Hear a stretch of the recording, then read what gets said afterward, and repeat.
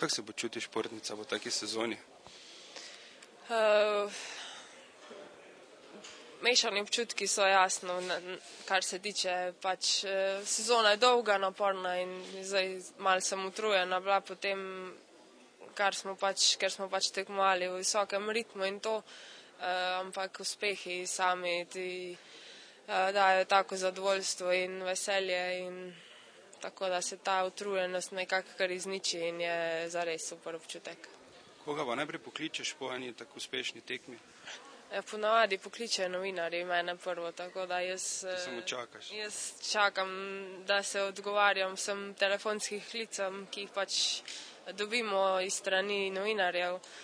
Poskušam čim več jim odgovoriti, drugače, kar se tiče pa tega klica, ponavadi pokličem starše, jasno, ampak takrat, ko imam malo več miru in je malo bolj v miru vse skupaj. Kako se pa relaksiraš med tekmami? Med tekmami največ z spanjem, to me najbolj zrelaksira in sprosti in se najbolj spočijem.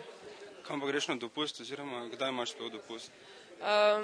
Za dopust se še nisem odločila, kam bom šla, bom pa šla sigurno, mislim, da že v aprilu, tako da si naberem malo novih moči, malo odmislim smučanje in si sprostim glavo, ker je to tudi zelo pomembno.